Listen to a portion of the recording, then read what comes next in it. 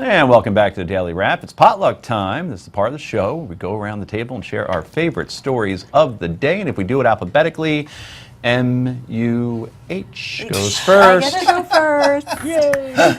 I want to talk about Britt McHenry. Britt McHenry. If you don't know who that name is, she is a young woman, I can't say lady, and you'll know why in a minute, who works for ESPN as an on-air reporter. She had her car towed at the beginning of the month, and when she went to the towing company to get her car back, she had an interaction with the person who worked at the towing company that was absolutely horrible. She berated the towing employee. She treated her like Why don't we less hear what than she has human. to say? So this is a little bit of what she had to say. I'm in the news, sweetheart. I will sue this place. Okay, that's fine, and I'll play your video, so careful. I'll play the video. That's why I have a degree in law. I wouldn't work in some other place like this. It makes best 10 calling and being here. Well, let's get you out of here quickly. Yep, that's all you care about is just taking people's money with no education, no skill set. Just want to clarify that. Do you feel good about your job?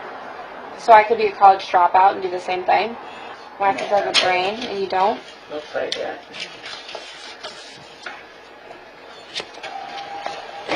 Maybe if I was missing some teeth, they would hire me, huh? Yeah, maybe if you had to touch your fruit up a little bit. Oh, like yours? But they look so stunning. Because I'm on television and you're in a trailer, honey. Have a nice- Lose some weight, baby girl. Absolutely appalling behavior. Now, she has been suspended for a week from ESPN, and there's a lot of question as to whether she should be suspended, whether she should not have been suspended. I feel very strongly that part of your job, if you are an on-air reporter on ESPN, is to be likable and liked, and that's what makes people turn you on. And the fact that she could act that way, obviously it is something inside of her, because most people that I know would not treat a stranger that way. I think that the most important thing that I got out of that video, the woman who she was talking to was a woman named Gina. We don't know her last name. She handled that interaction with more class than that other woman had in her pinky finger. She never went back at her. She informed her that she was on camera. And now to come to find out she's a single mother of 3. To be treated that way when you're on your job, and it's a job that's got to be hard anyway. People don't like their cars to be towed. People probably yell at them all the time. But it's one thing to say, swear, flip them off, whatever it was. I don't think that would have gotten the reaction to have this personal attack on this innocent person. She's also stupid. I mean, the towing company just did what the police asked them to do. But I'll tell you what, I've read a number of tweets suggesting that she can't be or shouldn't be fired because it has nothing to do with her job. Guess what? In most entertainment contracts, there is something called a morals clause, which if you in any way embarrass your employer, they can fire you. Well, I haven't seen anything as immoral as that in a long time. Right. So I hope they can her butt. Going along with that, right, she represents ESPN. That's right. So why would they want someone like that that's representing them, and where people have that kind of opinion of her when they see her on air? I mean, I think, we were talking about this before. It's one thing to become angry. It's another thing where she was below the belt to intentionally hurt, and that's where people have a different. It's not just anger over her car being towed. And I think that's part of the problem that you just touched on. She isn't terribly known, and I'm a sports guy first. There's a couple of Britt McHenry, so to speak, that are at ESPN. So now this has branded her, and this is how we know her. And this shows the power of distribution. That video can be out. And I've looked at YouTube before, 400,000 people have already watched that. And now a lot of people know the name Britt McHenry. We are talking about that. She needs to hold herself to a higher standard. I have a difference of opinion on certain things here, but unfortunately, we're out of time. But we will discuss this more at another time. Rick. It's a good story. Well, this one goes under the heading of Oh, the Irony. Report out this week, and it comes from the University of Berkeley, which Heather's going to pick on. That's why I was talking about these university studies. Anyhow, what they found is fascinating. They did a research project and discovered that more than 56% of every bit of welfare money, whether it be food stamps, TARF, all of these different government programs, federal and local, 56% goes to families where one person is working full time. Working full time. So this sense that we have that it could be a bunch of lazy bums or whatever getting welfare, yeah, maybe some are, but over half of them are people who are working full time. If you don't need if you need any more proof that there's a problem, not with Republicans, not with Democrats, maybe not even with Congress, with the employers in this country who will not pay a decent wage. And I'm going to use one of my favorite examples to make the point. You know, when we all order pizza, or hopefully we can still afford to order pizza once a week. You know what? When the price of bread goes up and your pizza gets more expensive, you don't say a word. But just as soon as the labor cost goes up, everybody's complaining. There's something wrong here. People need to get paid a fair wage. The only problem that I think could happen, unfortunately, we're out of time, is the whole kiosk thing. That worked out great. You can't. Because I have so Replacing much to employees. say and I don't get a chance to say You know, it. that some employers may just say, all right, we'll just get kiosks and No, we they get won't. eliminated. Anyway, more potluck when we come back. This is the Daily Wrap. Welcome back to Daily Wrap. I'm your host, Joe Concha. And if you're just joining us, we're in the middle of our potluck where we're sharing our favorite stories of the day. LJ. Well, the founder of a company, Dan Price, the founder of Gravity Payments, did something interesting this week to try to remedy the income inequality issue. What he did was he's taking a massive pay cut of nearly $1 million is what he earns. He's going down to $70,000 a year so that all 120 of his employees can also each make $70,000. And we're going to, I think we have the clip of him making the announcement this week. What I wanted to announce today is effective immediately, we're going to put a scaled policy into place, and we're going to have a minimum $70,000 pay rate for everyone that works here. It's going to go into effect over the next 3 years or so. Starting today, everybody in the company that makes under $50,000 a year is automatically going to make the greater of $50,000 a year or $3,000 more than you're making today.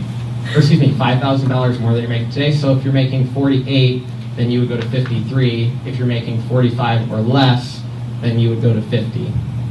And then starting December of next year, the minimum has to be $60,000 per year. So everyone that works here has to make at least $60,000 per year. And it's a requirement, you know, I'm putting on myself and on the company. And then starting. Now, that is incredibly magnanimous.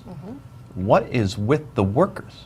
The I know, employees, they are They were stu- comatose. They were stunned. They were stunned. Could you imagine being told that? No, stunned is one thing where you hear some gasps and you see maybe think they some were in people shock smiling. then, maybe. No, they look like mannequins. Yeah. Check a pulse. You're going to pay them $70,000. They can barely move. That's the other side of it. Is people are paid according to their skill set, to their according to their He felt they education. were being underpaid according to their skill set and their But education. here's the thing, okay, you're going to be paying everyone from the lowest clerk to himself the same pay.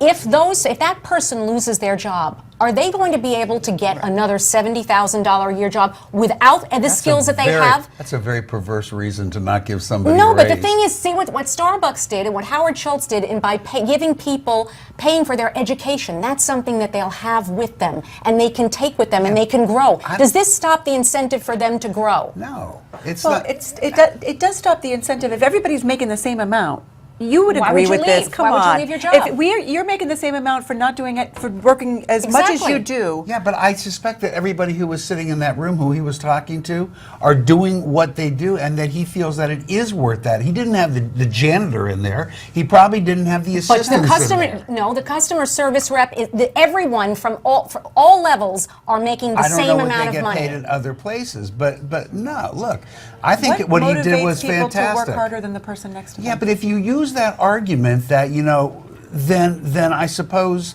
cut my salary because I'll be more motivated for my next job. Never mind that I deserve what I but get. give you a reward. Yeah, but what I'm saying is, So then, what if does that, education or experience count well, for? but you're assuming they don't have education. and Because it experience. says that these people from the lowest level clerk, from a customer service rep to the managers to him, are all going to be making the same. So they all equally have the same type of job. They should all be paid the same. I think they already were. They were all making $48,000, is what he said. No, it It's- ranged. The average was 48. Right, where's the incentive, I think, to is work the bottom. harder. It's incredibly generous, but I like I it. think Right, the it is. culture that it may create. Jeb Bush liked what he did. Jeb Bush like, okay, Yeah, interesting. he But still, talked about people it. in the audience, wake up. He just Yeah, got a right. huge raise. I'm with you Give on him that. some It's feedback. like- It makes yeah. it not worth it for him. Customer know. service. Anyway, it's my turn. And I'd love to talk about one of the great endings of all time. Some people thought it was horrible. You're out of your minds. And that was when The Sopranos went off the air. God, it's 8 years ago already. Let's remind you how it all ended. I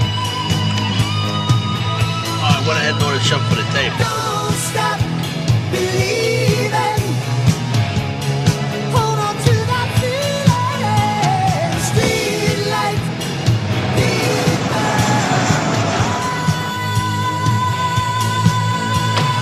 don't stop.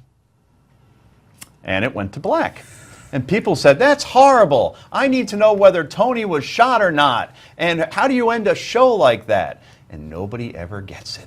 Now, David Chase spoke about that ending just this week, and he didn't commit one way or another if Tony was killed by the guy in the members only jacket, or if he just continued on with his life.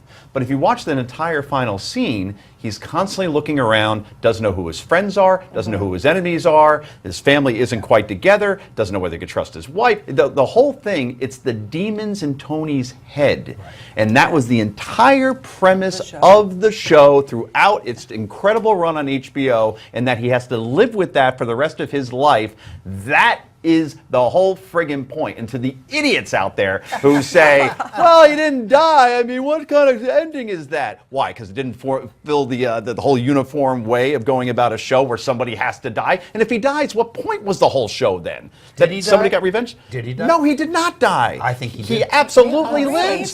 You don't get the point. I do get the point, but I still think he died. Killing him, it would make no sense. Him having to live with his demons, that makes the sense. That's the anyway, yay or nay is next. This is the Daily Wrap.